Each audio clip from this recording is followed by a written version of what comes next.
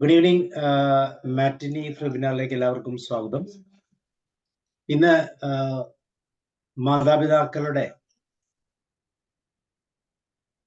മുന്നോട്ട് പോകുന്നതിന് അല്ലെങ്കിൽ അവരെ സംരക്ഷിക്കുന്നതിനെ കുറിച്ചുള്ള നിയമവുമായിട്ട് ബന്ധപ്പെട്ട ചില വിവരങ്ങളാണ് നമ്മൾ പഠിക്കാൻ പോകുന്നത്, മനസ്സിലാക്കാൻ പോകുന്നത്. അതുപോലെ കേരളത്തിലെ ജനസംഖ്യയുടെ ഏതാണ്ട് 12.6% ആളുകൾ 60 വയസ്സിന് മുകളിലുള്ള വയോജനങ്ങളാണ് എന്നാണ് കണക്കുകൾ പറയുന്നത്. അപ്പൊ അതുകൊണ്ട് തന്നെ തീർച്ചയായിട്ടും വളരെയധികം ശ്രദ്ധിക്കേണ്ട ഒരു കാറ്റഗറി ഓഫ് ആളുകൾ തന്നെയാണ് ഇത്. പക്ഷെ അതിൽ തന്നെ പലപ്പോഴും പല രീതിയിലുള്ള ബുദ്ധിമുട്ടുകൾ അവരുടെ ജീവിതത്തിൽ അനുഭവപ്പെടുന്നുണ്ട്. പ്രത്യേകിച്ച് ഭർത്താവിൻ്റെ മാതാപിതാക്കളെ അംഗീകരിക്കാത്തവരോ അല്ലെങ്കിൽ ഭാര്യയുടെ മാതാപിതാക്കളെ അംഗീകരിക്കാത്തവരോ ഒക്കെ ആയിട്ട് പലതരത്തിലുള്ള പ്രശ്നങ്ങൾ നമ്മുടെ മുമ്പിലുണ്ട്. 35% ആളുകളും മാതാപിതാക്കളെ വൃദ്ധസദനത്തിൽ അയക്കുന്നതിന് യോജിപ്പുള്ളവരാണെന്നൊക്കെയാണ് പുതിയ അഭിപ്രായ സർവേകൾ പറയുന്നത്. അപ്പൊ ഇങ്ങനെയൊക്കെ പറയുമ്പോൾ വളരെയധികം ശ്രദ്ധയോടെ മനസ്സിലാക്കേണ്ട ഒരു വിഷയമാണ് മാതാപിതാക്കളുടെ സംരക്ഷണ നിയമം. അപ്പൊ അതിനെക്കുറിച്ച് നമ്മൾ സംസാരിക്കുന്നത് ജെയിംസ് ജോസഫ് സാറാണ്. സാറ് റിട്ടയർഡ് ഡെപ്യൂട്ടി കളക്ടറാണ്. അതിനേക്കാളൊക്കെ ഉപരി റവന്യൂ ഡിപ്പാർട്ട്മെന്റിൽ ഇങ്ങനെയുള്ള വിഷയങ്ങളിൽ നല്ല പാണ്ഡിത്യമുള്ള ക്ലാസ്സുകൾ എടുക്കുന്ന, ഇതിന്റെ കൺസൾട്ടൻസി ഒക്കെ ചെയ്യുന്ന, പ്രത്യേകിച്ച് ഭൂസംബന്ധമായ വിഷയങ്ങളെ കുറിച്ചൊക്കെ വളരെ അവഗാഹമുള്ള ഡെപ്യൂട്ടി കളക്ടർ ആയിരുന്ന ജെയിംസ് സാറാണ്. സാർ കോട്ടയം സ്വദേശിയാണ്. സോ ഒരു വിഷയവുമായി ബന്ധപ്പെട്ട് നമ്മോട് സംസാരിക്കാൻ നിങ്ങൾ എല്ലാവരുടെയും പെർമിഷനോട് ജെയിംസ് സാറിനെ ഞാൻ ക്ഷണിക്കുകയാണ്. James sir, you are welcome. Thank you sir. പ്രിയ സുഹൃത്തുക്കളെ, 2024 പുതുവർഷത്തിലെ ആദ്യ ശനിയാഴ്ചയുടെ സന്ധ്യാവേളയിലേക്ക് എല്ലാവർക്കും സ്വാഗതം. ഞാന് സീനിയർ സിറ്റിസൺസിനെ കുറിച്ച് തന്നെയായിരുന്നു കഴിഞ്ഞ സെഷനും എടുത്തിരുന്നത്. പ്രധാനമായിട്ടും അന്ന് 3 കാര്യങ്ങളാണ് അന്ന് പറഞ്ഞിരുന്നത്. ഒന്ന്, സീനിയർ, പലപ്പോഴും നമുക്കറിയാം മുതിർന്നവരെന്ന് പറയുന്നത് കൂട്ടുകുടുംബ വ്യവസ്ഥയൊക്കെ ഉണ്ടായിരുന്ന കാലത്ത് അവരൊക്കെ വീടിന്റെ ഐശ്വര്യം എന്നുള്ളതായിരുന്നു. ഡിസിഷൻ മേക്കിംഗ് ഒക്കെ അവർ തന്നെയായിരുന്നു. പക്ഷെ പിന്നീട് ഈ കൂട്ടുകുടുംബം എന്നുള്ളത് അണുകുടുംബം ആയി മാറിക്കഴിഞ്ഞപ്പോൾ, അണുകുടുംബ ന്യൂക്ലിയർ ഫാമിലി സിസ്റ്റം ഒക്കെ നിലവിൽ വന്നു കഴിഞ്ഞപ്പോൾ ഇവരൊരു കുടുംബത്തിന് മുന്നിലും സമൂഹത്തിന് മുന്നിലും ഒക്കെ ഒരു ചോദ്യചിഹ്നമായി മാറുന്ന സാഹചര്യങ്ങൾ ഉണ്ടായി. 3 സാഹചര്യങ്ങളാണ് ഉണ്ടായിരുന്നത്. അതായത്, ഒന്ന്, അവര് ചതിക്കപ്പെടുന്നു. 2, അരക്ഷിതരായിട്ട് മാറുന്നു. 3-ാമതായിട്ട് അവരെ ക്ഷേമം, ശരിയായിട്ടുള്ള രീതി ക്ഷേമം ഉറപ്പുവരുത്താനുള്ള സംവിധാനങ്ങൾ സർക്കാരിൻ്റെതായിട്ട് പോലും ഇല്ല എന്നുള്ളതാണ്. ഈ 3 കാര്യങ്ങളിൽ ചതിക്കപ്പെടുന്നു എന്നുള്ളൊരു ഒരു കാര്യമാണ് ഞാൻ കഴിഞ്ഞ പ്രാവശ്യം എടുത്തിരുന്നത്. അന്ന് ഞാൻ പറഞ്ഞിരുന്ന 4 കാര്യങ്ങൾ ഇതാണ്. നമ്മൾ ഏറ്റവും പ്രധാനപ്പെട്ട ഒരു കാര്യം സീനിയർ സിറ്റിസൺസ് ശ്രദ്ധിക്കേണ്ടത്, അവനവനെ തന്നെ സംരക്ഷിക്കുവാൻ പഠിക്കുക, സ്വയം സംരക്ഷിക്കണം. അപ്പം ആ ഒരു കാര്യത്തെക്കുറിച്ച് നമ്മൾ ആ ഒരു സ്റ്റേജിലേക്ക് കടക്കുന്നതിന് മുമ്പ് തന്നെ ജാഗരൂകരായിരിക്കണം. 4 കാര്യങ്ങളായിരുന്നു ഞാൻ അന്ന് പറഞ്ഞിരുന്നത്. ഒന്ന്, അവരുടെ റിട്ടയർമെന്റ് കിട്ടുന്ന തുക, അവർ സമ്പാദിച്ചു വെച്ചിരിക്കുന്ന തുക അല്ലെങ്കിൽ പണം, സ്വത്ത് എന്താണേലും അത് സേവ് ചെയ്ത് വെക്കണം എന്നുള്ളതാണ്. അതുപോലെ തന്നെ എമോഷണൽ ആയിട്ടുള്ള കാര്യങ്ങൾ ഉണ്ടോ, അല്ലെങ്കിൽ സെന്റിമെന്റ്സ്, അനാവശ്യ സെന്റിമെന്റ്സും ഒക്കെ വരുന്നതിന്റെ ഫലമായിട്ട്, അല്ലെങ്കിൽ മറ്റുള്ളവർ അവരിൽ ഉണർത്തി വിടുന്നതിന്റെ ഫലമായിട്ട് അവരുടെ സ്വത്ത് ഡിസ്പോസ് ചെയ്യാൻ തീരുമാനം എടുക്കരുത്. ബുദ്ധിപരമായിട്ടുള്ള തീരുമാനം എടുക്കണം. അതായത് നമ്മൾ പലപ്പോഴും പറയാറുണ്ട്, കാൽച്ചുവട്ടിലെ മണ്ണ് ഒലിച്ചു പോകുന്ന വിധത്തിൽ തീരുമാനം എടുക്കരുത് എന്ന് പലപ്പോഴും പറഞ്ഞിട്ടുള്ള ഒരു കാര്യമാണ്. ഈ സ്വത്ത് ഇമോഷണലായിട്ട് തീരുമാനം എടുക്കും പല രീതിയിൽ പലരും പ്രേരിപ്പിക്കും. വല്യപ്പൻ എന്തിനാ ഇപ്പൊ പൈസ, അല്ലെങ്കിൽ വല്യപ്പനെ ഇനിയിപ്പം മറ്റുള്ളവർക്കൊക്കെ കൊടുക്കാമല്ലോ, ഇതൊക്കെ നോക്കി നടത്താനുള്ള പ്രാപ്തി കുറഞ്ഞല്ലോ. അപ്പം ഇതെല്ലാം കൊടുക്കരുതെന്നല്ല, കൊടുക്കുന്നതിനെ കുറിച്ച് മുമ്പ് നമ്മുടെ കാൽച്ചുവട്ടിലെ മണ്ണ് തറയിൽ നിൽക്കാനായിട്ട് നമുക്ക് കഴിയുന്നുണ്ടെന്നുള്ള ഒരു കാര്യം ഉറപ്പുവരുത്തണം. ഇതായിരുന്നു ഞാൻ അന്ന് പറഞ്ഞ 2-ാമത്തെ കാര്യം. 3-ാമത്തെ കാര്യം, നമ്മൾ ഈ വയസ്സുകാലത്ത് മറ്റുള്ളവർക്ക് ലോണിന് ജാമ്യം നിൽക്കാനായിട്ടൊക്കെ പോകുന്നതൊക്കെ അപകടകരമാണ് എന്ന് ഞാൻ പറഞ്ഞു. പലപ്പോഴും ഈ ലോണിനൊക്കെ ജാമ്യം നിൽക്കുന്ന അന്യർക്കായിരിക്കുകയല്ല, ചിലപ്പോൾ മക്കളോ മരുമക്കളോ ഒക്കെ ആയിരിക്കും. അന്ന് ഞാൻ പറഞ്ഞ ഒരു കാര്യം, മക്കളും ധാരാളം മക്കൾ, 3-4 മക്കൾക്ക് അവകാശപ്പെട്ട സ്വത്തായിരിക്കും. അങ്ങനെ ഇരിക്കുമ്പോഴാണ് മകളുടെ ഭർത്താവ് വരുന്നത്. അദ്ദേഹത്തിന് ഒരു പ്രോജക്റ്റ് ഉണ്ട്, 40 ലക്ഷം രൂപ ഉടനെ ആവശ്യമായിട്ട് വേണം. അതുകൊണ്ട് അതൊന്ന് പെട്ടെന്ന് അഡ്ജസ്റ്റ് ചെയ്യാൻ കൊടുക്കാനാണ് പലപ്പോഴും പറയുന്നത്. ഒന്ന് അഡ്ജസ്റ്റ് ചെയ്തോളൂ, 6 മാസത്തിനകം സതീഷിന് ഈ പൈസ ആകുമ്പോൾ തിരിച്ചു തരാം. പക്ഷെ അങ്ങനെയൊക്കെയുള്ള ഒരു ചതിയിലൊക്കെ ചെന്ന് പെട്ട് കഴിഞ്ഞാൽ പിന്നീട് നമുക്കത് ആ ഒരു പ്രവൃത്തി കൊണ്ടുണ്ടാക്കിയ ദോഷം ജീവിതത്തിൽ ഒരിക്കലും തന്നെയല്ല ബാക്കിയുള്ള മക്കൾ കൂടി ദോഷകരമായിട്ട് മാറും. മക്കൾ വെറുക്കുന്ന ഒരു സാഹചര്യം വരും. നാലാമതായിട്ട് ഞാൻ പറഞ്ഞൊരു കാര്യം, ഇൻവെസ്റ്റ്മെന്റ്, നമ്മുടെ പണം എപ്പോഴും വയസ്സായിട്ട് ഇൻവെസ്റ്റ് ചെയ്യണം. നല്ല വകതിരിവോടുകൂടി നമ്മുടെ ജീവിതകാലത്ത് നമുക്ക് പ്രയോജനപ്പെടുത്തക്ക വിധത്തിൽ നമ്മൾ ഇൻവെസ്റ്റ് ചെയ്യണം. പണം നഷ്ടപ്പെടുന്ന ഏജൻസികളിലെ സ്ഥാപനങ്ങളിൽ പദ്ധതികളിലൊന്നും കൊണ്ടുപോയി പണം ഇൻവെസ്റ്റ് ചെയ്യരുത്. അഞ്ചാമതായിട്ട് ഞാൻ പറഞ്ഞ കാര്യം ലിക്വിഡിറ്റി ഉറപ്പുവരുത്തണം എന്നുള്ളതായിരുന്നു. അതായത് മുതിർന്ന പൗരനാണ്, 60 വയസ്സ് കഴിഞ്ഞാൽ രോഗങ്ങളൊക്കെ വരും, ജീവിത പങ്കാളിക്കും രോഗങ്ങളൊക്കെ വരും. തന്റെയും ജീവിത പങ്കാളിയുടെ സംരക്ഷണത്തിന് ലിക്വിഡിറ്റി, ക്യാഷിന്റെ ലിക്വിഡിറ്റി, അതായത് ആശുപത്രിയിൽ ഒരു ഓപ്പറേഷനോ അല്ലെങ്കിൽ പെട്ടെന്ന് ഒരു ആക്സിഡന്റ് ഉണ്ടായി, അല്ലെങ്കിൽ ഒരു സ്ട്രോക്ക് വന്നു, അല്ലെങ്കിൽ പെട്ടെന്ന് ഒരു സർജറി വേണ്ടി വരുന്നു, ഇമ്മീഡിയറ്റ് ആയിട്ട് പണം വേണ്ടി വരുന്നു. അപ്പൊ നമ്മുടെ സ്വത്തുക്കൾ അനായാസം ക്യാഷ് ആയിട്ട് കൺവേർട്ട് ചെയ്യാവുന്ന വിധത്തിലുള്ള സ്വത്തുക്കളായിട്ട് നമ്മൾ ഒരു ഭാഗമെങ്കിലും സൂക്ഷിച്ചു വെക്കണം. ഇത്രയും കാര്യങ്ങളായിരുന്നു ഞാൻ അന്ന് പറഞ്ഞിരുന്നത്. ഇന്ന് ഞാൻ പറയുന്നത് മാതാപിതാക്കളുടെ അല്ലെങ്കിൽ മുതിർന്ന പൗരന്മാരുടെ ക്ഷേമവും സംരക്ഷണവും ഉറപ്പുവരുത്തുന്ന 2 കാര്യങ്ങളാണ്. ഒന്ന്, ഈ റിവേഴ്സ് മോർട്ട്ഗേജ് ലോൺ എന്ന് പറയുന്ന ഒരു സങ്കല്പമുണ്ട്. അതായത് മാതാപിതാക്കൾക്ക് സ്വന്തമായിട്ട് ഒരു വീടുണ്ട്, ചിലപ്പോൾ അത് കോടിക്കണക്കിന് രൂപ വരുന്നതായിരിക്കും. 60 വയസ്സ് കഴിഞ്ഞ ഭാര്യയ്ക്കും ഭർത്താവിനും സ്വന്തമായിട്ടൊരു വീടുണ്ട്, അതുപോലെ അല്ലെങ്കിൽ ഭൂസ്വത്തുണ്ട്. പക്ഷെ മക്കളൊക്കെ വിദേശത്തായിരിക്കും, അല്ലെങ്കിൽ അകന്നായിരിക്കും താമസിക്കുന്നത്. അവരൊന്നുകിൽ നോക്കുകയില്ല, സംരക്ഷിക്കുകയില്ല, അല്ലെങ്കിൽ അവർക്ക് 100 കൂട്ടം കാര്യങ്ങളിൽ തിരക്കുണ്ട്, അല്ലെങ്കിൽ പെട്ടെന്ന് വിളിച്ചാൽ ഒന്ന് ഓടിയെത്താനായിട്ട് വരത്തില്ല, അല്ലെങ്കിൽ സമയത്തിന് ചികിത്സയ്ക്കോ അല്ലെങ്കിൽ അതുപോലെയുള്ള ആവശ്യത്തിനോ പണം ചോദിച്ചു കഴിഞ്ഞാൽ ഉടനെ ലഭിക്കുന്ന സംവിധാനമില്ല. ഇത്തരം സാഹചര്യങ്ങളൊക്കെ ഉണ്ടെങ്കിൽ നമുക്ക് ചെയ്യാവുന്ന ഒരു കാര്യം, നമ്മുടെ വസ്തു റിവേഴ്സ് മോർട്ട്ഗേജ് ലോൺ ആയിട്ട് ബാങ്കിൽ വെക്കാനായിട്ട് സാധിക്കും. അതായത് നമ്മൾ മോർട്ട്ഗേജ് ചെയ്യാന്ന് നമ്മൾ പറഞ്ഞിട്ടുണ്ട്. അതായത് നമ്മുടെ വസ്തു പണയപ്പെടുത്തി വീട് പണിക്കോ അല്ലെങ്കിൽ മറ്റു ആവശ്യങ്ങൾക്കോ ബിസിനസ്സിനോ ഒക്കെ എടുത്ത് ആ പണയപ്പെടുത്തിയ തുക നമ്മൾ തന്നെ മാസങ്ങളായി ഇ എം ഐ ആയിട്ട് അടച്ചു തീർത്ത് കഴിയുമ്പോൾ, നമ്മുടെ തിരിച്ചടവ് കഴിയുമ്പോൾ നമുക്ക് ആ വസ്തു തിരിച്ച് ബാങ്കിൽ നിന്ന് എടുത്ത് സ്വന്തമാക്കാം. ഇതാണ് നമ്മൾ മോർട്ട്ഗേജ് എന്നുള്ള പദം കൊണ്ട് നമ്മൾ ഉദ്ദേശിക്കുന്നത്. പക്ഷെ റിവേഴ്സ് മോർട്ട്ഗേജ് എന്ന് പറയുന്ന പദം അല്ലെങ്കിൽ ആശയം കുറച്ചുകൂടി വിപുലമായിട്ടുള്ള ഒന്നാണ്. ഇത് സീനിയർ സിറ്റിസൺസ്, ഭാര്യയോ ഭർത്താവോ, ഇതിൽ ഒരാൾക്കെങ്കിലും, 2 പേർക്കും വേണമെന്നില്ല, ഒരാൾക്കെങ്കിലും 60 വയസ്സ് പൂർത്തിയായിട്ടുണ്ടെങ്കിൽ അവർക്ക് അവരുടെ വസ്തു ബാങ്കിന് റിവേഴ്സ് മോർട്ട്ഗേജ് ആയിട്ട് നമുക്ക് എഴുതി കൊടുക്കാനായിട്ട് പറ്റും. അപ്പൊ ഇങ്ങനെ എഴുതി കൊടുത്തു കഴിഞ്ഞാലുള്ള പ്രത്യേകത എന്താന്ന് ചോദിച്ചു കഴിഞ്ഞാൽ, ഏറ്റവും വലിയ പ്രത്യേകത, അവരുടെ ജീവിതകാലത്ത് ഒരിക്കലും ഈ പണം അടയ്ക്കേണ്ടി വരികയില്ല. ഈ ലോൺ എടുത്ത പൈസ മാതാപിതാക്കളുടെ ജീവിതകാലത്ത് അടയ്ക്കേണ്ടി വരികയില്ല, അവരടയ്ക്കേണ്ടി വരികയില്ല. നമ്മൾ ഇപ്രകാരം നമ്മൾ ലോണിന് റിവേഴ്സ് മോർട്ട്ഗേജ് ലോണിന് നമ്മൾ അപേക്ഷിക്കുകയാണ് എങ്കിൽ അതിന്റെ ഏതാണ്ടൊരു ആ വസ്തുവിന്റെ മൂല്യത്തിന്റെ ഒരു 60% വരെ ലോണായിട്ട് കിട്ടും. പക്ഷെ ഒരുമിച്ചൊരു തുകയായിട്ട് പലപ്പോഴും കിട്ടുകയില്ല. ചിലപ്പോൾ വർഷങ്ങൾ കൊണ്ടായിരിക്കും ഇത് തരുന്നത്. ബാങ്ക് തന്നെ നിശ്ചയിച്ച് ചിലപ്പോൾ ഒരു 15% ആദ്യമായിട്ട് തരും, പിന്നീട് ഓരോ മാസവും ഇത്ര രൂപ വീതം എന്നുള്ള രീതിയിൽ നമുക്ക് തന്നുകൊണ്ടിരിക്കും. ഒരു 15 വർഷം കഴിഞ്ഞപ്പോൾ ഈ 60% എന്ന് പറയുന്നത് തീർന്നു. 60% പൈസയും ബാങ്ക് ഡിസ്ബേഴ്സ് ചെയ്ത് കഴിഞ്ഞു. ഇനി എന്ത് ചെയ്യും?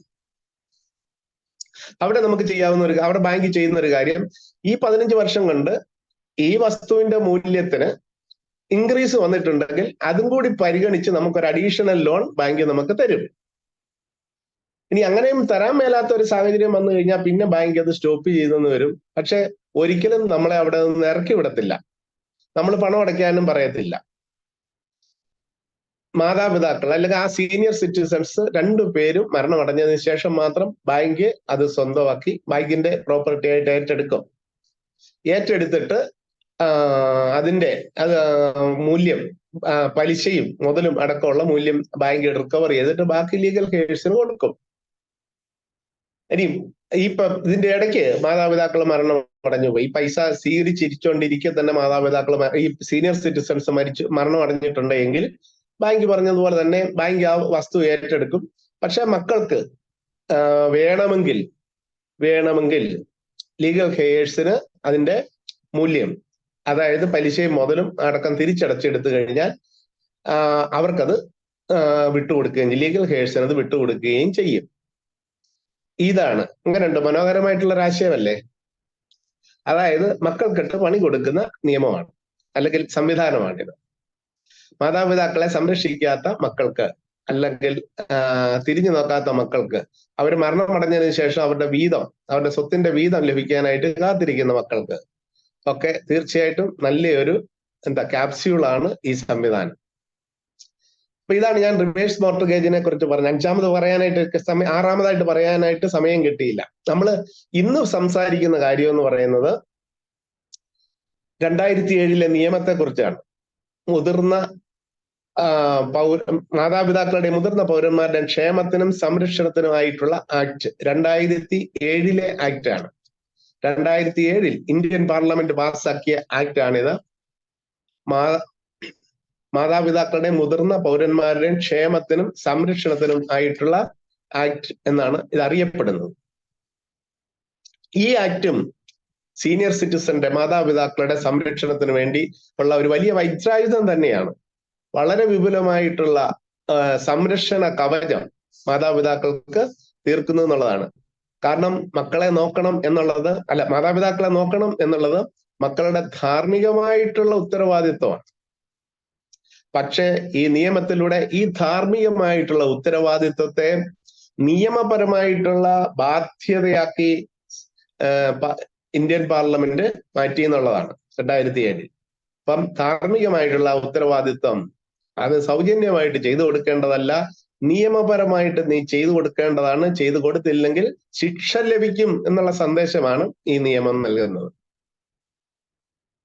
ഇവിടെ നമുക്ക് ഈ നിയമപ്രകാരം റവന്യൂ ഡിവിഷണൽ ഓഫീസർക്ക് ഓരോ സ്ഥലത്തുമുള്ള അല്ലെങ്കിൽ സീനിയർ സിറ്റിസൺസ് താമസിക്കുന്ന സ്ഥലത്തുള്ള അല്ലെങ്കിൽ അവരുടെ മക്കൾ താമസിക്കുന്ന സ്ഥലത്തുള്ള റവന്യൂ ഡിവിഷണൽ ഓഫീസർക്കാണ് ഈ കാര്യത്തിൽ വിപുലമായിട്ടുള്ള അധികാരങ്ങൾ നൽകിയിട്ടുള്ളത്. നമ്മൾ പലപ്പോഴും കണ്ടിട്ടുണ്ട് ഈ അടുത്ത കാലത്ത് പേപ്പറിൽ വന്ന വാർത്തയൊക്കെ. അതായത് മാതാപിതാക്കൾക്ക് ചെലവിന് കൊടുക്കാത്ത മക്കളുടെ സ്വത്ത് എഴുതി കൊടുത്ത ആധാരം ക്യാൻസൽ ചെയ്തു, റവന്യൂ ഡിവിഷണൽ ഓഫീസർ ക്യാൻസൽ ചെയ്തു എന്ന് ധാരാളം നമുക്ക് വാർത്ത കേട്ടിട്ടുണ്ട്. അതായത് മാതാപിതാക്കളുടെ വസ്തു കൗശലത്തിൽ തട്ടിയെടുത്ത ശേഷം ഇഷ്ടദാനമൊക്കെ ആയിട്ട് കൊടുത്തിരിക്കുന്നത്, പക്ഷെ അതിനകത്ത് വ്യവസ്ഥ പറഞ്ഞിട്ടുണ്ട് തന്നെ സംരക്ഷിച്ചു കൊള്ളാവുന്നും ഒക്കെയുള്ള വ്യവസ്ഥ എല്ലാം പറഞ്ഞിട്ട് ഇതൊന്നും കേൾക്കാതെ ഇരിക്കുന്ന മക്കൾക്കുള്ള ശിക്ഷയാണ് ഇതിനകത്ത് പറയുന്നത്. അപ്പം തീർച്ചയായിട്ടും ഇങ്ങനെയുള്ള വസ്തുക്കൾ നമുക്ക് തിരിച്ചെടുക്കാനായിട്ട് പറ്റും മാതാപിതാക്കൾക്ക്. ഇവിടെ മുതിർന്ന പൗരന്മാർക്കെതിരെ ഏത് തരത്തിലുള്ള അതിക്രമം ഉണ്ടായാലും പരാതി നൽകാം. ഇത് പ്രധാനമായിട്ടും അവരുടെ ക്ഷേമവും സംരക്ഷണവും സംബന്ധിച്ചിട്ടുള്ള കാര്യങ്ങളിൽ വീഴ്ച വന്നാലാണ് പരാതി നൽകാൻ പറ്റുന്നത്. ഇതിന്റെ ഉത്തരവാദിത്വം എന്ന് പറയുന്നത്, ഇപ്രകാരം സംരക്ഷണം നടത്തുവാനുള്ള ഉത്തരവാദിത്വം എന്ന് പറയുന്നത് മക്കൾക്കും ബന്ധുക്കൾക്കുമാണ്. ഈ നിയമത്തിലെ പ്രത്യേകത എന്നാണെന്ന് ചോദിച്ചു കഴിഞ്ഞാൽ, മുതിർന്ന പൗരൻ എന്നുള്ളതിന്റെ ഡെഫിനിഷനും അതുപോലെ തന്നെ മക്കൾ ആരാണ്, ബന്ധുക്കൾ ആരാണ്, മൈനർ ആരാണ്, ഈ സ്വത്തെന്ന് പറയുന്നത് എന്താണ് എന്നൊക്കെയുള്ള ഡെഫിനിഷനും എല്ലാം കൃത്യമായിട്ട് വളരെ ക്ലാരിറ്റി വരുത്താൻ വേണ്ടി ഇതിനകത്ത് ഡിഫൈൻ ചെയ്ത് വെച്ചിട്ടുണ്ട്. മുതിർന്ന പൗരൻ എന്ന് പറയുന്നത് 60 വയസ്സ് പൂർത്തിയായിട്ടുള്ള വ്യക്തിയായിരിക്കണം. 60 വയസ്സ് പൂർത്തിയായതോ 60 വയസ്സ് കഴിഞ്ഞിട്ടുള്ള ഏതൊരു വ്യക്തിയും മുതിർന്ന പൗരനാണ്. ഇതാണ് ഒന്നാമത്തെ കാര്യം. രണ്ടാമത്തെ കാര്യം, ഈ മക്കൾ എന്ന് പറയുന്നതിനകത്ത് നിർവചനത്തിൽ മക്കൾ എന്ന് പറയുന്നത് മകളാകാം, മകനാകാം, പൗത്രനാകാം, പൗത്രിയാകാം. ഈ 4 പേരും മക്കൾ എന്നുള്ള നിർവചനത്തിൽ വരും. പക്ഷെ ഇതിനകത്ത് മൈനേഴ്സ് വരികയില്ല.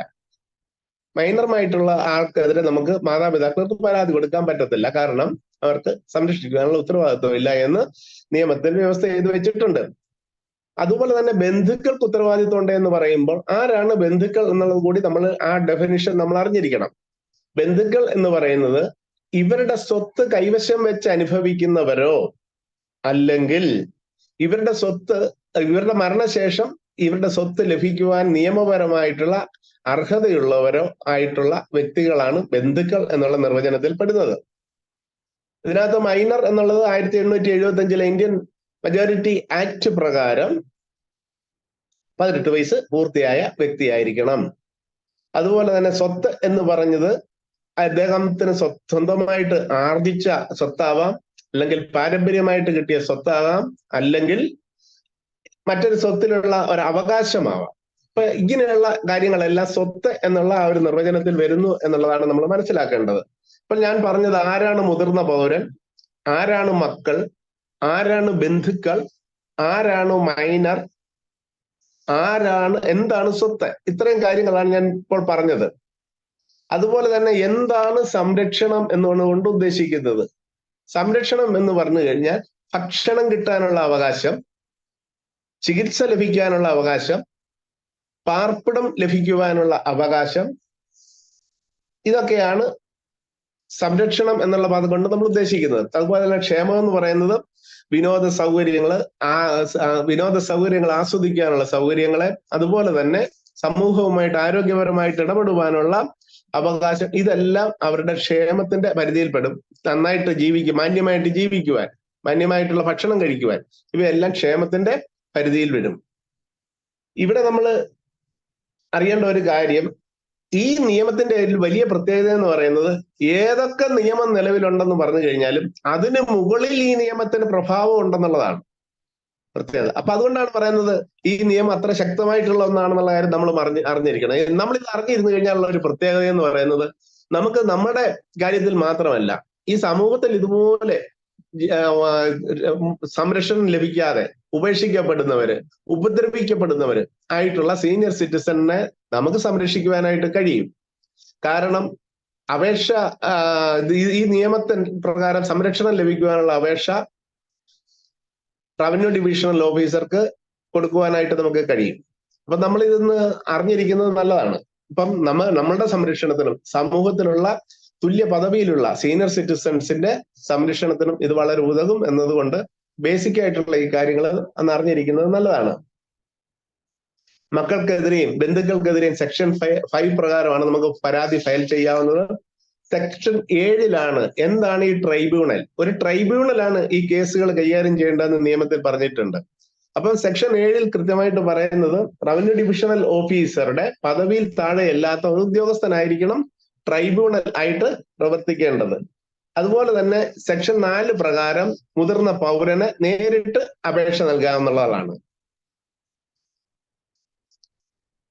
അല്ലെങ്കിൽ പകരം ആൾക്ക്, അദ്ദേഹം ചുമതലപ്പെടുന്ന പകരം ഒരാൾക്ക് വേണമെങ്കിൽ അപേക്ഷ നൽകാം, അല്ലെങ്കിൽ സംഘടനകൾക്ക് അപേക്ഷ നൽകാം.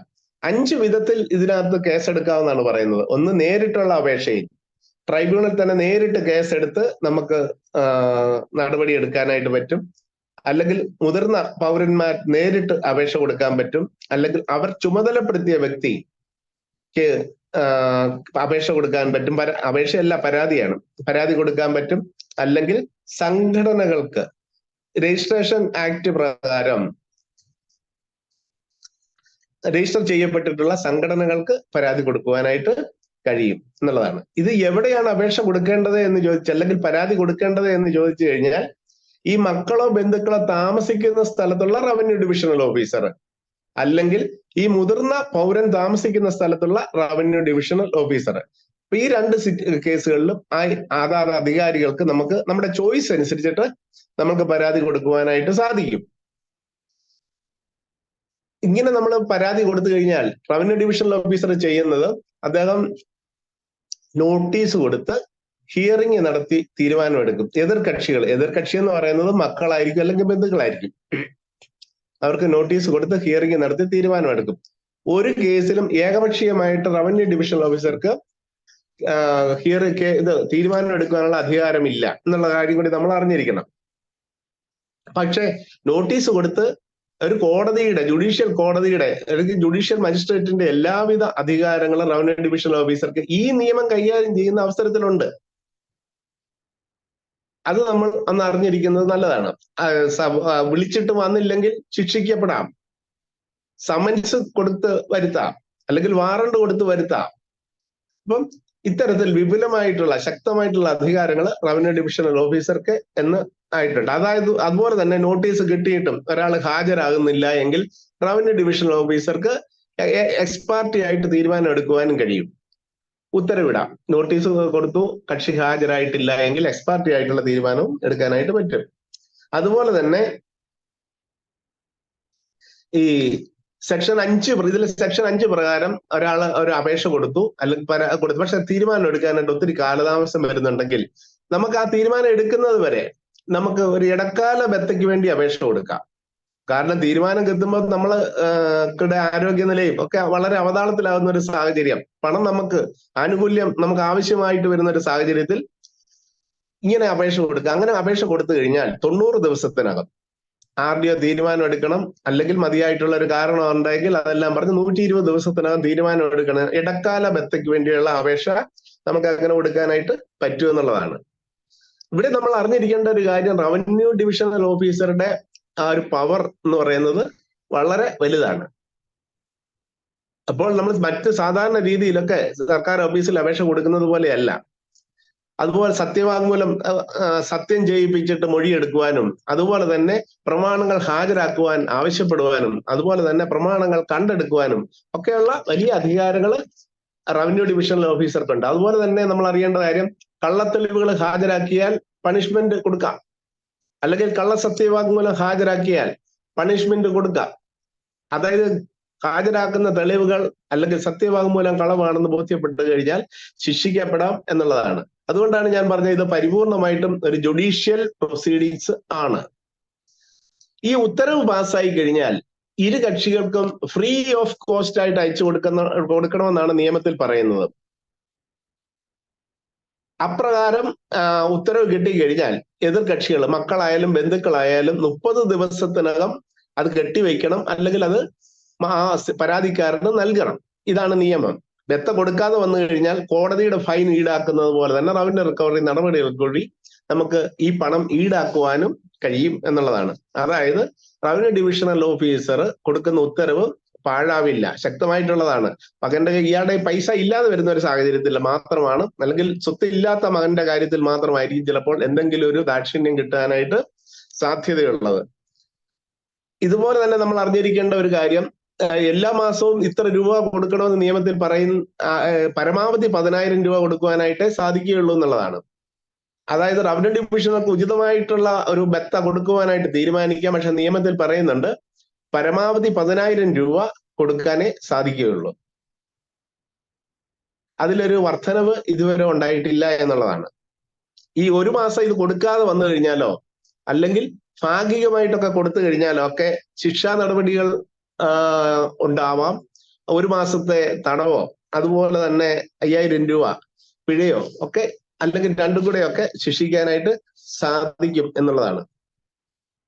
ഇവിടെ റവന്യൂ ഡിവിഷണൽ ഓഫീസറുടെ ഉത്തരവ് തൃപ്തികരമല്ലെങ്കിൽ വാദിക്കും പ്രതികൾക്കും ഒക്കെ ജില്ലാ കളക്ടർക്ക് അപ്പീൽ നൽകാനായിട്ട് സാധിക്കും. അവിടെ നമ്മൾ അറിഞ്ഞിരിക്കേണ്ടത് 60 ദിവസത്തിനകം ഉത്തരവ് ലഭിച്ച് 60 ദിവസത്തിനകം നമ്മൾ അപ്പീൽ ഫയൽ ചെയ്തിരിക്കണം. എന്നാൽ മതിയായിട്ടുള്ള ഒരു കാരണമുണ്ട് ബോധിപ്പിക്കാനുണ്ടെങ്കിൽ, അപ്പീൽ ഫയൽ ചെയ്യാതിരുന്നതിന് മതിയായിട്ടുള്ള ഒരു കാരണമുണ്ട് എന്ന് തോന്നിക്കഴിഞ്ഞാൽ നമുക്ക് ആ ഡിലേ കൺട്രോൾ ചെയ്ത് കിട്ടും, കാലതാമസം മാപ്പാക്കി കിട്ടും എന്നുള്ളതാണ്. കളക്ടർക്ക് കൊടുക്കുന്ന അപ്പീല് 1 മാസത്തിനകം തീർപ്പാകേണ്ടതുണ്ട്.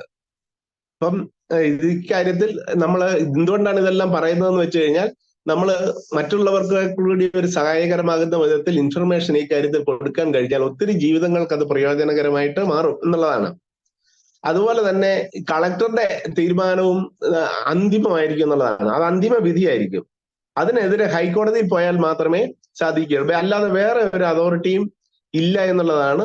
അപ്പീൽ തീരുമാനം എടുത്തു കഴിഞ്ഞിട്ട് അതിന് മുകളിൽ ഉള്ള അത് ഹൈക്കോടതിയിൽ ശരണം പ്രാപിക്കുക എന്നുള്ളത് മാത്രമേ ഉള്ളൂ. അതായത് ഈ നിയമത്തിന്റെ പ്രത്യേകത ഈ ലിറ്റിഗേഷൻ പ്രോസസ്സ് ഒഴിവാക്കിയിരിക്കുന്നു എന്നുള്ളതാണ് പലപ്പോഴും. അതുപോലെ തന്നെ നമ്മൾ അറിഞ്ഞിരിക്കേണ്ട ഒരു കാര്യം, നിയമത്തിൽ ഇവിടെ വക്കീലിനെ വെക്കാം. നിയമത്തിൽ പറയുന്നുണ്ട് വക്കീലിനെ വെക്കാൻ പറ്റത്തില്ല, സാധിക്കുകയില്ല എന്നുള്ള കാര്യം നിയമത്തിൽ പറയുന്നുണ്ടെങ്കിലും ചില സാഹചര്യങ്ങളിൽ അഭിഭാഷകന്റെ സേവനം തേടാമെന്ന് നിരവധി കോടതി വിധികൾ വന്നിട്ടുണ്ട്.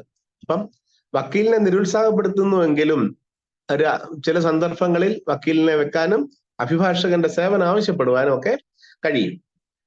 അതുപോലെ തന്നെ നമ്മൾ അറിഞ്ഞിരിക്കേണ്ട ഒരു കാര്യം, സർക്കാരിന്റെ ബാധ്യതകൾ കൂടി ഈ നിയമത്തിലുണ്ട്. ഈ നിയമത്തിൽ അതായത് സർക്കാർ സീനിയർ സിറ്റിസൺസിന് മക്കൾക്കും ബന്ധുക്കൾക്കും മാത്രമല്ല സർക്കാരിനും ചില കടമകൾ ഉണ്ടെന്ന് നിയമം ഓർപ്പിക്കുന്നുണ്ട്. എല്ലാ ജില്ലകളിലും 150 ബെഡുകളിൽ കുറയാതെയുള്ള എല്ലാവിധ സൗകര്യവുമുള്ള ഓൾഡ് ഏജ് ഹോംസ് ഉണ്ടായിരിക്കണം എന്ന് നിയമത്തിൽ നിഷ്കർഷിക്കുന്നുണ്ട്. അതുപോലെ തന്നെ സീനിയർ സിറ്റിസൺസിന്, മുതിർന്ന പൗരന്മാർക്ക് ചികിത്സ നൽകുന്നതിൽ സർക്കാർ സംവിധാനങ്ങളിൽ പ്രിയോറിറ്റി ലഭ്യമാക്കണമെന്ന് നിയമത്തിൽ നിഷ്കർഷിക്കുന്നുണ്ട്. അതുപോലെ തന്നെ മാറാവ്യാധിയൊക്കെ പിടിപെട്ട് കഷ്ടപ്പെടുന്നവർക്ക് പ്രത്യേക ശ്രദ്ധയും പരിചരണവും ഉറപ്പാക്കണമെന്ന് നിയമത്തിൽ നിഷ്കർഷിക്കുന്നുണ്ട്. അപ്പോൾ ബന്ധുക്കൾക്കും മക്കൾക്കും മാത്രമല്ല സർക്കാരിന്റെ ചില ബാധ്യതകൾ കൂടി ഈ നിയമം എടുത്തു പറയുന്നുണ്ട്. ഈ നിയമത്തിന്റെ ഏറ്റവും പ്രധാനപ്പെട്ട ഒരു വകുപ്പ് എന്ന് പറയുന്നത് സെക്ഷൻ 23 ആണെന്ന് പറയേണ്ടിയിരിക്കുന്നു.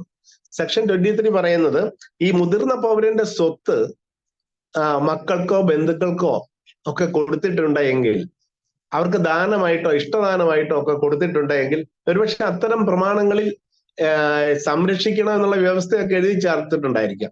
ഇനി ആ വ്യവസ്ഥയൊന്നും എഴുതി ചേർത്തിട്ടില്ലെങ്കിൽ പോലും റവന്യൂ ഡിവിഷണൽ ഓഫീസർക്ക് ഈ കാര്യം പരിഗണിച്ചിട്ട് ഇവർ എഴുതി കൊടുത്ത വസ്തു തിരിച്ചു കൊടുക്കാൻ, ആധാരം ക്യാൻസൽ ആക്കുവാനായിട്ടുള്ള അധികാരമുണ്ട്. അങ്ങനെയാണ് നമ്മൾ പത്രത്തിലൊക്കെ കാണുന്നത്. മക്കളെ നോക്കാത്ത മാതാപിതാക്കളുടെ സ്വത്ത് റവന്യൂ ഡിവിഷണൽ ഓഫീസർക്ക് ആധാരം റദ്ദ് ചെയ്ത് അവർക്ക് തിരിച്ചു കൊടുത്തിരിക്കുന്നു എന്ന് നമ്മൾ പത്രത്തിൽ കാണാറുണ്ട്.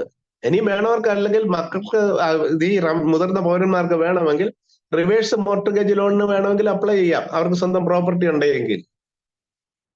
അതുപോലെ തന്നെ മറ്റ് വ്യക്തികൾക്ക്, അന്യ വ്യക്തികൾക്ക് ഇത് എഴുതി കൊടുത്തിട്ടുണ്ടെങ്കിലും അത് ചതിവിലൂടെ, ഭീഷണിയിൽ കൂടി, അല്ലെങ്കിൽ പൂർണ്ണ സമ്മതമില്ലാതെ തെറ്റായ സ്വാധീനങ്ങൾ ഉപയോഗിച്ചാണ് മറ്റു വ്യക്തികൾക്ക്, മക്കളും ബന്ധുക്കളും അല്ലാത്തവർക്ക് എഴുതി കൊടുത്തിട്ടുണ്ടെങ്കിൽ പോലും, അല്ലെങ്കിൽ മറ്റു വ്യക്തികൾക്ക് ദാനമായിട്ട് കൊടുത്തിട്ടുണ്ടെങ്കിൽ പോലും ഒക്കെ ഈ സ്വത്ത് തിരിച്ചു പിടിക്കുവാനുള്ള, അവരുടെ ചെലവിനുള്ള സ്വത്തായിരിക്കും, ചെലവ് കിട്ടുന്ന സ്വത്തായിരിക്കും. ഇതൊക്കെ തിരിച്ചു പിടിക്കുവാനും നിയമത്തിൽ വകുപ്പുണ്ട് എന്നുള്ള കാര്യം കൂടി നമ്മൾ അറിഞ്ഞിരിക്കേണ്ടതായിട്ടുണ്ട്.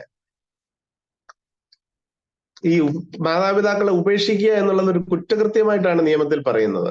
അത് 3 മാസത്തെ തടവും 5000 രൂപ പിഴയും, അല്ലെങ്കിൽ രണ്ടും കൂടി ശിക്ഷിക്കാവുന്ന ഒരു കുറ്റകൃത്യമാണ് മാതാപിതാക്കളെ ഉപേക്ഷിക്കുന്നവർക്കുള്ള ശിക്ഷ. അപ്പോൾ ഈ നിയമം ഇത്ര ശക്തമാണ് എന്നുള്ള കാര്യം നമ്മൾ അറിയുക. കാരണം ധാർമ്മികമായിട്ടുള്ള ഉത്തരവാദിത്വത്തെ, സമൂഹത്തിന്റെ അല്ലെങ്കിൽ മക്കളുടെ അല്ലെങ്കിൽ ബന്ധുക്കളുടെ ധാർമ്മികമായിട്ടുള്ള ഉത്തരവാദിത്വത്തെ നിയമപരമായിട്ടുള്ള ബാധ്യത ആക്കി മാറ്റിക്കൊണ്ട് ഉണ്ടായ നിയമമാണ് 2007 മാതാപിതാക്കളുടെയും മുതിർന്ന പൗരന്മാരുടെയും സംരക്ഷണത്തിനായിട്ടുള്ള ഈ നിയമം. അപ്പോൾ തീർച്ചയായിട്ടും ഈ നിയമത്തിന്റെ കരുത്ത് തിരിച്ചറിയുക, സ്വയം സംരക്ഷണത്തിന് വേണ്ടി ഉപയോഗിക്കുക, മറ്റുള്ളവരെ സംരക്ഷിക്കാൻ വേണ്ടിയും ഉപയോഗിക്കുക. Thank you.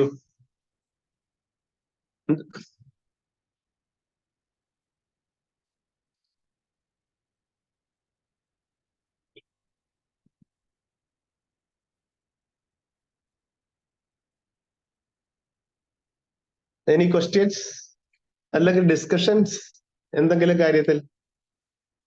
എന്തായാലും സാബു സാറിനെ കാണുന്നില്ല, നമുക്ക് ഡിസ്കസ് ചെയ്യാം സാറേ. സാറേ ഒരു കാര്യം ചോദിച്ചോട്ടെ സാറേ, ഈ നമ്മളിപ്പോ 2007 നിയമപ്രകാരം ഉള്ള ക്ഷേമം, സീനിയർ സിറ്റിസന്റെ ക്ഷേമം, ഇതിന്റെ കാര്യം പറഞ്ഞല്ലോ. അപ്പൊ അതിന് സാറ് പറഞ്ഞ ശിക്ഷയുണ്ടല്ലോ, 3 മാസം തടവ് 5000 രൂപ ശിക്ഷയും. അപ്പോ ഇങ്ങനെ ഒരു പരാതി കൊടുത്ത് അത് സെറ്റിൽ ആയി കഴിഞ്ഞാല് പിന്നെ ഈ ശിക്ഷയ്ക്ക് ഇതുണ്ടോ? ഇല്ലല്ലോ. ഇല്ല.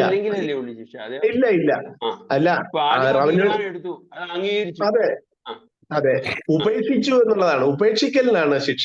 ഉപേക്ഷിക്കലിനാണ് ശിക്ഷ. ഉപേക്ഷിക്കലിനാണ് ശിക്ഷ. ഇപ്പൊ നമ്മൾ അറിഞ്ഞിരിക്കേണ്ട, ഇത് ഞാൻ അടുത്ത ക്ലാസ്സിൽ പറഞ്ഞിരിക്കുന്ന 2 കാര്യങ്ങൾ. ഏറ്റവും പ്രധാനപ്പെട്ട കാര്യം എന്ന് പറയുന്നത് എന്താണ്? സീനിയർ സിറ്റിസൺസ് പരിതപിക്കേണ്ടി വരുന്നത് അവർക്ക് പറ്റിയ മണ്ടത്തരങ്ങൾ സ്വത്ത് കൈകാര്യം ചെയ്യുന്നതിൽ കാണിച്ചിരിക്കുന്ന മണ്ടത്തരങ്ങളാണ്. അത് ഞാൻ പറഞ്ഞതുപോലെ നേരത്തെ പറഞ്ഞിരിക്കുന്ന 5 കാര്യങ്ങൾ. ഒന്നുകിൽ എന്താ പറയുന്നത്, റിട്ടയർമെന്റ് കിട്ടിയ, ജോലി ചെയ്ത് അവസാനം സ്ഥാപനത്തിൽ നിന്ന് പിരിയുമ്പോൾ കിട്ടിയ പണം കൊണ്ട് ദീപാവലി കൊളിച്ചു. 2, തെറ്റായിട്ട് ഇൻവെസ്റ്റ് ചെയ്തു. 3, സെന്റിമെന്റ്സ് ഇഷ്യൂ. ഞാൻ നേരത്തെ പറഞ്ഞ കാര്യമാണ്. ചിലപ്പോൾ നമ്മൾക്ക് മറ്റുള്ളവർ കേട്ടാൽ ജെന്യൂൻ ആണെന്ന് തോന്നുന്ന കാര്യമായിരിക്കും. കൊച്ചുമക്കളുടെ, ഞാൻ കഴിഞ്ഞ പ്രാവശ്യം അത് പറഞ്ഞു, കൊച്ചുമക്കൾക്ക് UK പോകണം. വല്യപ്പന്റെ പൈസ ഉണ്ട്, വല്യപ്പന്റെ 10-20 ലക്ഷം രൂപയുണ്ട്. അപ്പോഴാണ് ചോദിക്കുന്നത്, വല്യപ്പ UK പോയി ഞാനൊന്ന് രക്ഷപ്പെട്ട് കഴിയുമ്പോൾ തരാമെന്ന് പറഞ്ഞൊക്കെ കൊടുക്കും. ഇതെല്ലാം കൊടുക്കരുതെന്നുള്ള ഒരു മെസ്സേജ് അല്ല, നമ്മുടെ ഒരു ജാഗ്രതയാണ്. പക്ഷെ ഇങ്ങനെ കിട്ടുന്ന നമുക്ക് കൊച്ചുമക്കള് പലപ്പോഴും തിരിഞ്ഞു നോക്കാറില്ല എന്നുള്ളതാണ് സത്യം. അതാണ് സത്യം. അപ്പോൾ നമ്മൾ ചോദിച്ചേക്കാം, ചില സാഹചര്യങ്ങളിലൊക്കെ പെട്ടുപോയാൽ കൊടുക്കാതെ എന്ത് ചെയ്യും എന്നുള്ളതാണ്. കൊടുത്തു കഴിഞ്ഞാൽ പോയി എന്നുള്ളത് കൂടി നമ്മൾ അറിഞ്ഞിരിക്കണം. കൊടുക്കരുതെന്ന് ഞാൻ പറയുന്നില്ല, പക്ഷെ ഈ കാര്യം ഓർത്തിരിക്കണം. പക്ഷെ ഈ കാര്യത്തെ കുറിച്ച് സംസാരിക്കുമ്പോൾ അങ്ങനെ. അതുപോലെ തന്നെ ലോൺ കൊടുക്കുക, ലോണിന് ജാമ്യം നിൽക്കുക, ഈ 2 കാര്യങ്ങൾ. ചിലപ്പോൾ അടുത്ത ബന്ധുവായിരിക്കും വന്നിരിക്കുന്നത്, ലോൺ ആയിരിക്കും ഒരു 4 ലക്ഷം രൂപ ലോൺ തരണം. വല്ല നിവൃത്തി ഉണ്ടെങ്കിൽ സൗജന്യമായിട്ട് എന്തെങ്കിലും കൊടുക്കാമെങ്കിൽ കൊടുക്കുക, ലോണായിട്ട് കൊടുക്കാതിരിക്കുക, ലോണിന് ജാമ്യം നിൽക്കാതിരിക്കുക. ഇതൊക്കെ അതുപോലെ തന്നെ തെറ്റായിട്ട് കൊണ്ടുപോയി ഇൻവെസ്റ്റ് ചെയ്യുക. ആരെങ്കിലും വരും, ഈ റിട്ടയർമെന്റ് നടത്തി കഴിഞ്ഞു കഴിഞ്ഞാൽ ആരെങ്കിലും ഡോറിന്റെ ബെല്ലടിച്ച് വരും. വളരെ ജാഗ്രത ഉണ്ടായിരിക്കണം. ഡോറിന്റെ ബെല്ലടിച്ച് വീട്ടിൽ വരുന്ന ഒരു ഫിനാൻഷ്യൽ കൺസൾട്ടന്റ് മോശക്കാരനല്ല, പക്ഷെ നല്ല ഇരട്ടി ജാഗ്രത വേണം. കാരണം അദ്ദേഹം അവതരിപ്പിക്കുന്ന കാര്യങ്ങൾ അദ്ദേഹത്തിന്റെ താല്പര്യങ്ങളും അദ്ദേഹത്തിന്റെ സ്ഥാപനത്തിന്റെ താല്പര്യങ്ങളും ആയിരിക്കും മുൻഗണന കൊടുത്തുകൊണ്ടായിരിക്കും പറയുന്നത്. അപ്പോൾ ഏറ്റവും പ്രധാനപ്പെട്ട ഒരു കാര്യം, ഒരു സീനിയർ സിറ്റിസൺ പെൻഷൻ ആയി കഴിയുമ്പോൾ അയാളുടെ വീടിന്റെ ഡോർബെല്ലടിച്ച് സാമ്പത്തിക കാര്യങ്ങളിൽ ഇൻവെസ്റ്റ് ചെയ്യാനായിട്ട് വരുന്ന, അല്ലെങ്കിൽ പല രീതിയിൽ ഇൻവെസ്റ്റ് ചെയ്യാൻ വരുന്ന ഒരാളെ ജാഗ്രതയോടുകൂടി, ചിലപ്പോൾ നല്ലതായിരിക്കും അത്, പക്ഷെ ജാഗ്രതയോടുകൂടി സമീപിക്കണം. ഇരട്ടി ജാഗ്രത വേണം എന്നുള്ളതാണ് നമ്മൾ അറിഞ്ഞിരിക്കേണ്ട ഒരു കാര്യം. അപ്പോൾ സ്വയം സംരക്ഷിക്കുക എന്നുള്ള ഒരു പ്രധാനപ്പെട്ട ഒരു കാര്യം. പിന്നെ സർക്കാർ നിയമം ഇറക്കിയിട്ടുണ്ട്, നിയമത്തിന്റെ സംരക്ഷണം തേടുക എന്നുള്ളത് 2ാമത്തെ കാര്യം.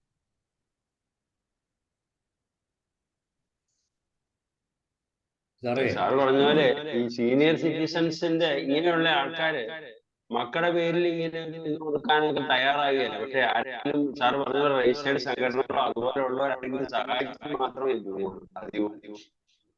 അതെ അതെ അതെ അതെ. അപ്പൊ അത് അവരാണ് ഇവരെ ഇനീഷ്യേറ്റീവ് എടുക്കുന്നത്. അതെ അതെ. ഇവിടെ ഞങ്ങളുടെ വീടിന് കേസ് ഉണ്ടായി സാറേ. ഞങ്ങളുടെ കേസ് ഉണ്ടായി. വീടിനടുത്തൊരു കേസ് ഉണ്ടായി. ഒരു വല്യമ്മയെ കാറില് കൊണ്ടുവന്നിട്ട് ഒരു ചെയറും എടുത്ത് വഴിയിൽ റോഡ് സൈഡിൽ ഇറക്കി വെച്ചിട്ട് പോയി കഴിഞ്ഞു മക്കള്. അവസാനം ആ നാട്ടിലുള്ള ആളുകൾ അറിഞ്ഞിട്ട് ഇവരെ കൂട്ടിക്കൊണ്ടുവന്ന മക്കളെ വീട്ടിൽ വെച്ച് കംപ്ലീറ്റ് കൈകാര്യം ചെയ്തു. നാട്ടുകാർ കൈകാര്യം ചെയ്തു ശരിക്കും. ആരെ മക്കളെ റവന്യൂ ഡിവിഷൻ ഓഫീസർ വേണ്ടി വന്നില്ല മീൻസ് ആ നാട്ടിലെ അങ്ങനത്തെ ഒരു ചുറ്റുപാടായതുകൊണ്ടും അടികൊള്ളാൻ തയ്യാറായതുകൊണ്ടും, കാരണം തെറ്റായി പോയി എന്നുള്ള ബോധ്യത്തിലും ആളുകൾ അറിഞ്ഞു എന്നുള്ള നാണക്കേടൊക്കെ അവസാനം എന്തായാലും ചിലത് അങ്ങനെ അങ്ങ് മാറി. ഇപ്പോഴെ അവസ്ഥ അറിയില്ല, എങ്കിലും ഞാൻ പറയാണ് ഇങ്ങനെ അവസ്ഥ ഉണ്ടായി. അതുപോലെ സാറ് പറഞ്ഞ സെന്റിമെന്റ്സ്, എൻ്റെ കൂടെ സീനിയറായി വർക്ക് ചെയ്ത ഒരാളുണ്ടായിരുന്നു സാറേ. റിട്ടയർ ചെയ്ത് പെൻഷൻ കിട്ടിയിട്ട് 50-60 ലക്ഷം ഉണ്ടായിരുന്നു കാശ്. അപ്പോൾ ബാംഗ്ലൂരാണ്, മകള് ഫ്ലാറ്റൊക്കെ എടുത്തിട്ടുണ്ട്. അപ്പോൾ അവിടെ ചെന്ന് എല്ലാം കൂടി മകളെ കൂടെ താമസിക്കുമ്പോൾ ആ ലോൺ എടുത്തത് ഹയർ ഇതിലാണ്, ഇൻട്രസ്റ്റ് റേറ്റിലാണ്. അപ്പോൾ ഇദ്ദേഹം പറഞ്ഞു, ഇതെന്തിന് ഇത്ര ഹയറിൽ കൊടുക്കേണ്ട, വേറൊരു ബാങ്കിൽ ലോവറിലുണ്ട്, തൽക്കാലം നിന്ന് മാറ്റിയാൽ മതി. ഇദ്ദേഹത്തിൻ്റെ സെന്റിമെന്റ്സ് അവരല്ല പറഞ്ഞത്. പക്ഷേ ഉള്ള കാശും കൂടെ കൊടുത്ത് അടച്ച് ആ കുട്ടികൾ പിന്നെ മറ്റേ ബാങ്കിൽ നിന്ന് ലോൺ എടുത്തിട്ടില്ല ഇതുവരെ. എങ്ങനെയുണ്ട് ഇപ്പോൾ എന്നിട്ട് ഞാൻ കഴിഞ്ഞ കൊല്ലം പോയപ്പോൾ എന്നോട് പറയായിരുന്നു, എൻ്റെ കാശ് പോയടോ ജ്യോതി എന്നൊക്കെ പറഞ്ഞുകൊണ്ട്. എങ്ങനെ മക്കളോട് ചോദിക്കും? അവരാണെച്ചാൽ വീണ്ടും മറ്റേ ലോൺ എടുത്തതുമില്ല, ഞാനിത് അടക്കുകയും ചെയ്തു. ഇപ്പം എന്നാ ചീത്ത പറയാണ് വൈഫ് പറഞ്ഞുകൊണ്ടിരിക്കുന്നു എന്നെ എന്നും പറഞ്ഞുകൊണ്ടാ. ഇതൊക്കെയാണ് സാർ സത്യാവസ്ഥ നടന്നുകൊണ്ടിരിക്കുന്നത് ഇവിടെ. പ്രായമാകുമ്പോൾ നല്ല സുഖകരമായിട്ട് ജീവിക്കാനുള്ള സാഹചര്യങ്ങൾ മുഴുവൻ ലോൺ എടുത്ത് കളഞ്ഞു. അതെ, അതും മകൾക്ക് വേണ്ടി. മകൾ എഞ്ചിനീയറാണ്, മകളെ ഭർത്താവ് എഞ്ചിനീയറാണ്. അവരൊരു ഫ്ലാറ്റിൽ അവരെങ്ങനെ ജീവിച്ചോട്ടെ, അവർ ലോൺ എടുത്ത് അവരെ എഫിഷ്യൻസി അല്ലെങ്കിൽ കപ്പാസിറ്റിക്ക് അനുസരിച്ചല്ലേ. ഇദ്ദേഹം അതിൽ പോയി ഇടപെട്ടിട്ട് കൊടുക്കേണ്ട കാശ് കൊടുക്കേണ്ട ആവശ്യമുണ്ടോ? സാറേ ഇതിനകത്ത് ഏറ്റവും വലിയ കുഴപ്പം ഈ കുട്ടിക്കാലം മുതലുള്ള പ്രശ്നമായത്. പ്രായമാകുമ്പോൾ ഉണ്ടാകുന്ന പ്രശ്നമൊന്നുമല്ല. നമ്മളുടെ സാമ്പത്തിക നില കൃത്യമായിട്ട് മക്കളെ അറിയിച്ചുകൊണ്ട് ജീവിക്കാനുള്ള ഒരു മനസാക്ഷി മാതാപിതാക്കൾക്ക് ആദ്യമേ ഉണ്ടാകണ്ട. പ്രത്യേകിച്ച് പിള്ളേരൊക്കെ ജോലി ചെയ്ത് കഴിഞ്ഞ് വരുമ്പോൾ 5 പൈസ മേടിക്കത്തില്ല. അയ്യോ മക്കൾ ജോലി ചെയ്തതല്ലേ അവരുടെ കയ്യിൽ ഇരുന്നോട്ടെ, സേവ് എന്ന് പറഞ്ഞ് അങ്ങോട്ട് കൊടുക്കും. അവസാനം നമ്മൾ ഈ പറഞ്ഞ പോലെ ഭക്ഷണം കഴിക്കാനില്ലെങ്കിൽ പോലും ഇവരോട് ചോദിക്കാൻ നാണക്കേടാ. Correct. ഒരു ഭയങ്കര അല്ല, നെഗറ്റീവ്. രണ്ട് സാഹചര്യങ്ങളുണ്ട്. അതായത് നമ്മള് സാമ്പത്തിക നില മക്കളെ അറിയിച്ചുകൊണ്ട് അല്ലല്ല അറിയിച്ച് വളർത്തുക എന്ന് നമ്മൾ പറയുന്ന, സാമ്പത്തിക നില മക്കളെ അറിയിച്ചുകൊണ്ട് വളർത്തുക എന്ന് പറയുന്ന ഒരു സ്റ്റേജും ഉണ്ട്. ചില സാഹചര്യങ്ങളിൽ നമ്മുടെ ഈ പണമുള്ള വിവരം അറിയാതെ ഇരിക്കുന്നതും അതും കോൺഫിഡൻഷ്യൽ ആയിട്ട് സൂക്ഷിക്കേണ്ട ഒരു കടമയും ഉണ്ട് എന്നുള്ളത്. അപ്പം അറിയിച്ചുകൊണ്ട് ജീവിക്കണം, ചില സാഹചര്യങ്ങൾ അറിയിക്കാതെയും ജീവിക്കണം. അതിൽ ഏറ്റവും നല്ല സേഫർ സൈഡ് എന്താണെന്ന് പറയുക സാർ, കിട്ടുന്ന കാശ് ഉടനെ എടുത്ത് ഏതെങ്കിലും ഒരു പെൻഷൻ പ്ലാനിൽ ഇട്ട് കളയാം, തീർന്നു. ആർക്കും എടുക്കാൻ പറ്റില്ല. കയ്യിലില്ലെങ്കിൽ പിന്നെ കൊടുക്കണ്ടല്ലേ, കയ്യിലില്ലെങ്കിൽ പിന്നെ കൊടുക്കണ്ട. ആ സാധനമില്ല, നിങ്ങൾ വേണമെങ്കിൽ എടുത്തോളൂ പോയിട്ട്, അവിടുന്ന് അവർ തരില്ല. അപ്പൊ നല്ലൊരു 30%, ഞാൻ പറയുന്ന 90% അങ്ങോട്ട് മാറ്റുക. മറ്റു ലാഭവും സ്ഥലം വാങ്ങുകയും വീട് വാങ്ങി വാടക കൊടുക്കുക എന്നൊക്കെ പറഞ്ഞാൽ അതൊന്നും ഈ പറഞ്ഞ പോലത്തെ പ്രശ്നങ്ങൾ വരുമ്പോ അത് LIC ആണോ സാറേ? LIC ആണോ? അതെ പെൻഷൻ? അതെ. ആരാണോ ഏത് പ്ലാനാന്ന് പറയൂ. പെൻഷൻ പ്ലാൻ തന്നെ പറഞ്ഞ് ധാരാളം ഉണ്ട് സാറേ, വളരെ നല്ല പ്ലാൻ ഉണ്ട്. വേണുഗോപാൽ സാർ എന്താ പറയാൻ വന്നായിരുന്നു? വേണുഗോപാൽ സാർ അൺമ്യൂട്ട് ചെയ്യും. അതായത് ഇന്ന് ഈ കാലത്ത് മക്കൾക്ക് വേണ്ടി ജീവിക്കുന്ന രക്ഷിതാക്കളാണ് ഭൂരിപക്ഷം ഉള്ളത്.